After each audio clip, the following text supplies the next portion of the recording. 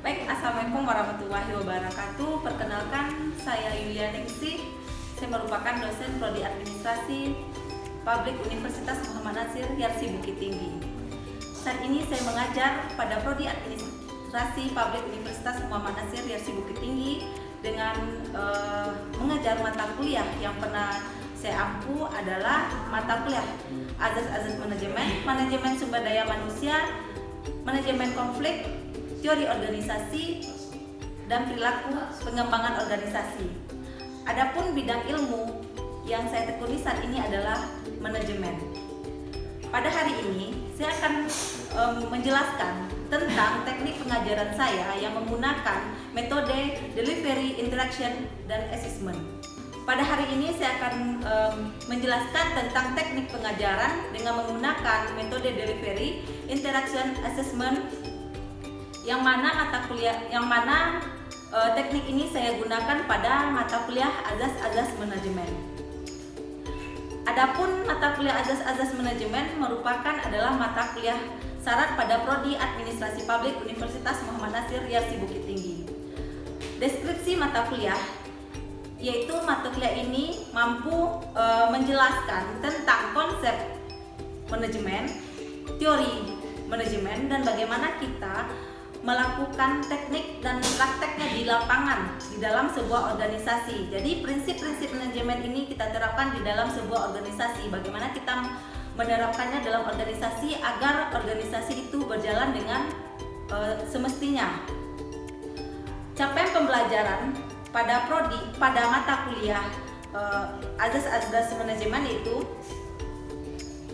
mahasiswa mampu menjelaskan kembali bagaimana kebutuhan manusia akan proses manajemen, kemudian tingkatan dan keterampilan yang harus dimiliki oleh manajer. Selanjutnya, mahasiswa mampu menjelaskan kembali perkembangan pemikiran manajemen serta menjelaskan azas-azas manajemen, fungsi-fungsi manajemen, dan unsur-unsur manajemen dalam sebuah organisasi. Adapun materi yang saya jelaskan yaitu terkait dengan konsep dasar dari manajemen itu sendiri, perencanaan, kemudian pengorganisasian, kemudian pengawasan, dan bagaimana praktek-praktek fungsi serta unsur-unsur itu dapat terlaksana dengan baik di dalam sebuah organisasi. Sifat dan cara pembelajaran yang saya gunakan pada mata kuliah Azas-Azas Manajemen yaitu dengan menggunakan teknik delivery, interaction, dan assessment. Delivery ini yaitu bagaimana saya menyampaikan kepada mahasiswa dengan menyampaikan ilmu dengan menggunakan beberapa buku referensi yang terkait dengan mata kuliah Azas-Azas Manajemen. Salah satunya adalah buku referensi yang saya gunakan yaitu buku Azas-Azas Manajemen terbitan Universitas Terbuka. Kemudian saya juga memberikan beberapa kasus atau case method yang saya gunakan kepada mahasiswa dengan melalui beberapa literatur artikel, kemudian beberapa isu-isu terkini yang terkait dengan bagaimana perencanaan pengawasan organisasi atau manajemen di dalam sebuah organisasi agar tercapainya tujuan yang diinginkan. Kemudian yang kedua, teknik yang kedua itu interaction. Interaction di sini saya menggunakan Zoom meeting untuk melakukan perkuliahan dengan mahasiswa dengan menggunakan perkuliahan online, atau saya menggunakan learning management system. Pada learning management system saya biasanya memberikan video kepada mahasiswa, kemudian materi-materi yang saya berikan pada pertemuan pertama hingga terakhir, kemudian saya juga memberikan tugas, kuis, serta hal-hal yang mendukung proses berjalannya sebuah sistem pembelajaran pada mata kuliah Azas-Azas Manajemen. Yang terakhir saya menggunakan WA Group. WA Group ini berguna untuk memudahkan saya berkomunikasi dengan mahasiswa untuk proses kelancaran proses perkuliahan pada semester ini. Kemudian cara yang ketiga yaitu assessment. Assessment itu bagaimana cara dosen mengevaluasi terhadap mahasiswa. Adapun cara yang saya gunakan yaitu ada 3. Yang pertama yaitu dengan bobot penilaian. bobot penilaian adalah 10% kehadiran, 10% tugas, 10% kuis, kemudian 30% UTS dan 40% UAS. Di dalam proses pembelajaran saya juga menggunakan reward. Reward di sini saya berikan kepada mahasiswa yang aktif di dalam proses perkuliahan saya, kemudian mahasiswa yang mampu menjawab kuis dengan nilai tertinggi, kemudian saya juga memberikan reward kepada mahasiswa yang menyelesaikan tugas tepat pada waktu yang telah saya tetapkan. Bagi mahasiswa yang mengumpulkan tugas tidak sesuai dengan waktu yang saya tetapkan, itu biasanya saya memberikan punishment pengurangan nilai 10 sampai 20 poin. Berikut saya berikan cuplikan perkuliahan saya dengan mahasiswa administrasi publik dengan mata kuliah azas-azas manajemen.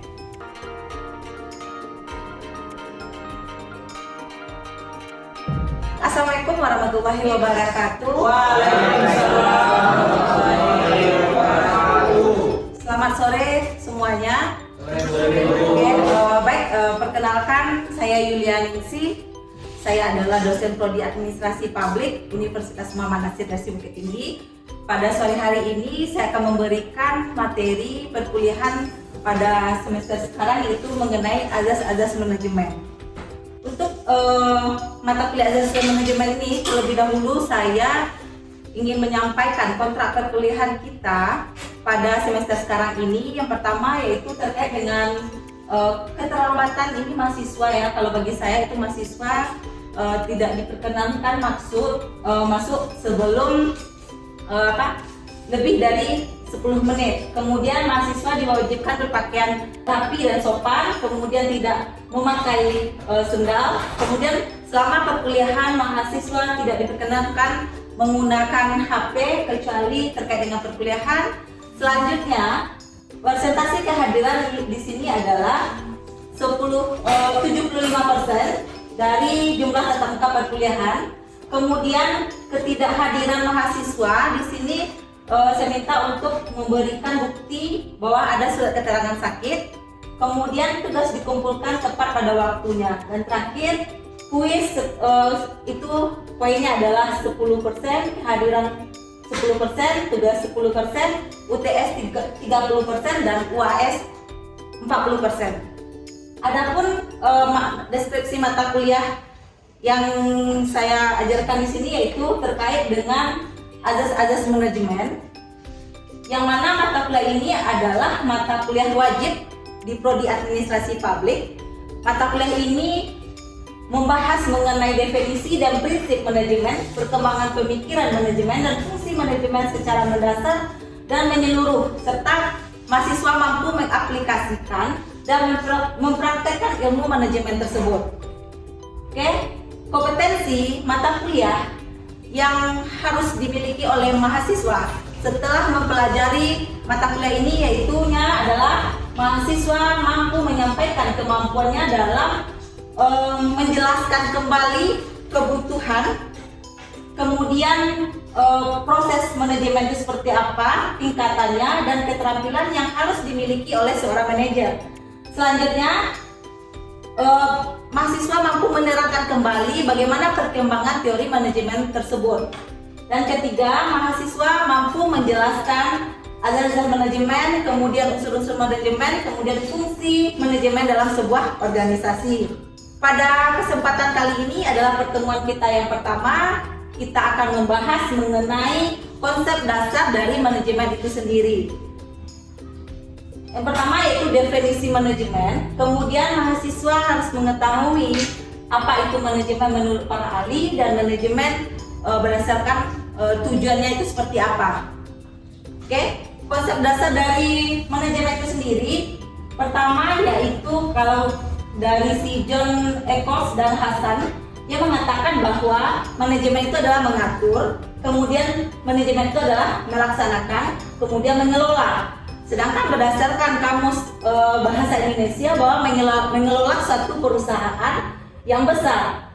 Kemudian manajemen ini bertugas mencari kebenaran dalam mempredikatkan dimensi teoritis dan metodologi yang harus diuji dan dibuktikan berdasarkan fakta, data secara objektif kebenarannya.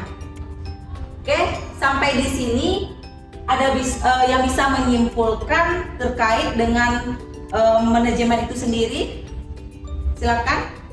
Baik Bu, di sini saya mau bertanya tentang konsep dasar manajemen tadi Bu. Di sini kan berasal dari kata manage yang artinya mengurus, mengatur dan melaksanakan dan mengelola. Apakah itu sudah apakah itu semua sudah mencakup dalam suatu manajemen yang wajib diadakan oleh suatu perusahaan? Oke. Baik, manajemen dalam arti kita mengelola, kemudian kita mengatur. Berarti apakah itu sudah wajib ada di dalam sebuah organisasi? Ya, di dalam sebuah organisasi itu kita perlu memanage mulai dari perencanaan, kemudian mulai dari pengawasan, kemudian mulai dari koordinasinya. Jadi manajemen ini sangat diperlukan di dalam organisasi agar sebuah organisasi ini berjalan dengan semestinya. Mulai dari perencanaan tadi, sehingga nanti kita mendapatkan hasil yang maksimal. Jadi di dalam sebuah organisasi itu ada yang mengaturnya, kemudian ada yang melaksanakannya, ada yang mengelolanya. Siapakah yang mengaturnya? Apakah pimpinannya? Apakah peraturan yang mengatur di sana? Atau bahkan perusahaan itu dikelola oleh seorang manajer atau pimpinan. Jadi fungsi manajemen di dalam sebuah organisasi itu adalah dia mengelola agar organisasi itu berjalan dengan semestinya sesuai dengan tujuan yang apa yang diinginkan oleh sebuah organisasi. Oke, bisa dipahami semuanya? Kita lanjut. Di sini, ini apa yang diatur? Yang diaturnya adalah manusianya, kemudian keuangannya, kemudian materialnya, kemudian mesin, kemudian metode dan pasarnya. Jadi kenapa hal ini perlu diatur? Karena kita akan mengetahui kalau misalnya di dalam sebuah organisasi ini manusianya tidak ada aturan, tentu tidak berjalannya sesuai dengan apa yang diinginkan oleh sebuah organisasi. Yang mengaturnya adalah di sini adalah pimpinannya atau manajernya. Bagaimana kita mengaturnya? Tentu ada aturan-aturan yang harus kita kelola, kita laksanakan agar tujuan organisasi tadi tercapai dengan semaksimal mungkin. Kemudian di mana harus kita atur? Yang harus kita atur di sini adalah di wadah. Wadah itu ada tempat. Tempat itu adalah organisasi. Organisasinya di tempat orang berkumpul. Di sana melakukan kerjasama antara satu orang atau lebih dengan memiliki tujuan yang sama. Jadi kenapa kita ada di dalam sebuah organisasi? Tentu kita memiliki tujuan yang sama dari orang-orang lainnya. Jadi tanpa adanya kerjasama, tentu kita tidak akan mampu untuk menjalankan apa yang diinginkan oleh sebuah organisasi tersebut. Oke, bisa dipahami sampai di sini? Oke. Kemudian manajemen itu ada sebagai seni, kemudian ilmu dan sebagai proses. Kalau ilmu dia akan memiliki pengetahuan, sedangkan sebagai seni dia harus memiliki keterampilan tertentu yang dimiliki secara pribadi oleh pimpinan. Kemudian ilmu itu dia akan menyediakan pengetahuan dan seni yang berkaitan dengan penerapan pengetahuan dan keterampilan dari dua hal tadi. Jadi ada ilmu, ada seni, ada proses agar sebuah organisasi itu berjalan dengan maksimal. Selanjutnya manajemen sebagai proses, yaitu bagaimana kita menciptakan, kemudian melaksanakan, mengarahkan tujuan organisasi melalui kerjasama. Kemudian melalui tujuan yang telah kita tetapkan dengan menggunakan sumber daya lainnya. Selanjutnya, di sini saya minta sedikit sesi diskusi untuk kita semua. Bagaimana karakteristik manajemen sebagai ilmu? Oke, silakan Fitri, bisa Fitri ini jelaskan karakteristik manajemen sebagai ilmu? Manajemen sebagai ilmu pengetahuan adalah pengetahuan yang telah disusun secara teratur berhubungan dengan sebab akibat sehingga menjadi tabiat ilmu. Manajemen berhubungan erat dengan ilmu lainnya seperti pemasaran, keuangan, matematika, dan lain-lain. Ilmu-ilmu tersebut digunakan untuk mengatasi sebuah kendala di dalam manajemen. Baik, terima kasih Fitri atas jawabannya.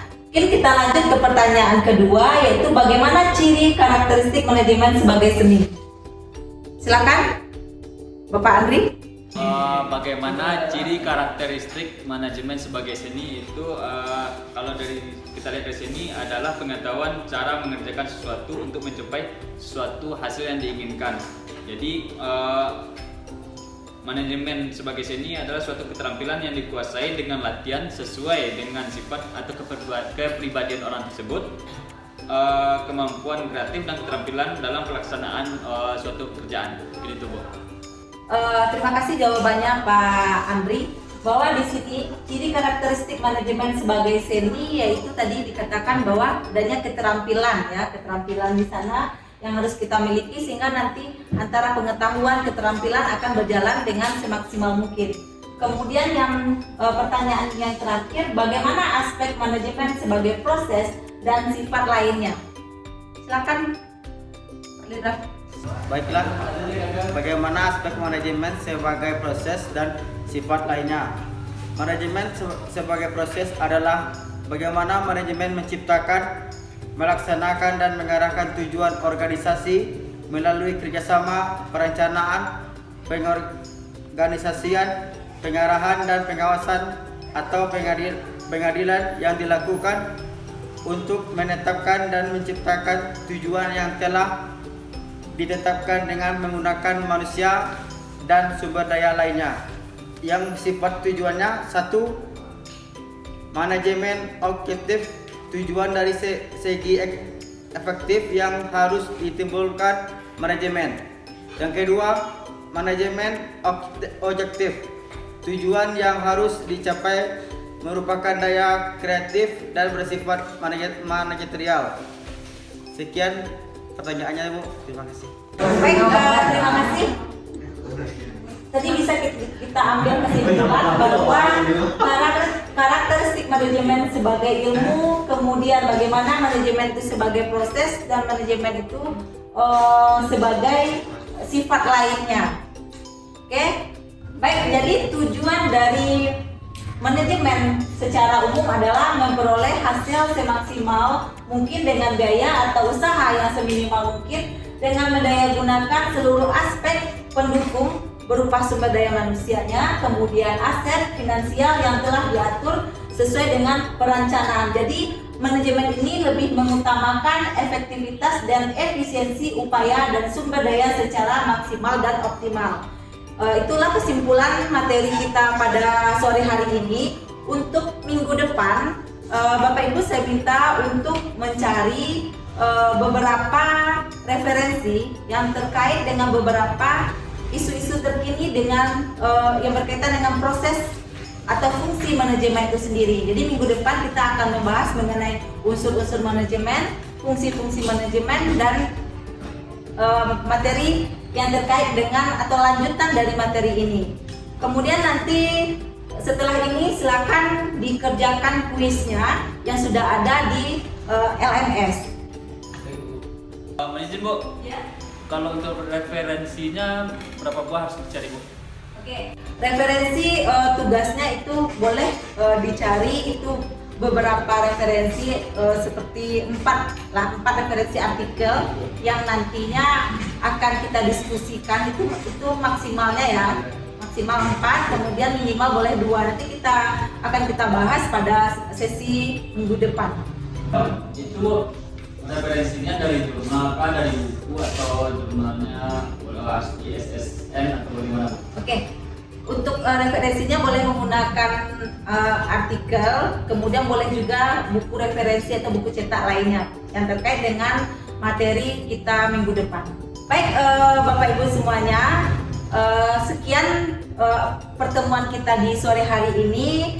Salah dan janggal saya mohon maaf, dan saya tutup dengan membacakan alhamdulillahirabbil alamin. Assalamualaikum warahmatullahi wabarakatuh. Waalaikumsalam warahmatullahi wabarakatuh. Oke, demikianlah cuplikan video pembelajaran saya dengan mata kuliah azas-azas manajemen. Semoga bermanfaat bagi kita semua. Dan saya tutup dengan membacakan Alhamdulillahirrabbilalamin. Assalamualaikum warahmatullahi wabarakatuh.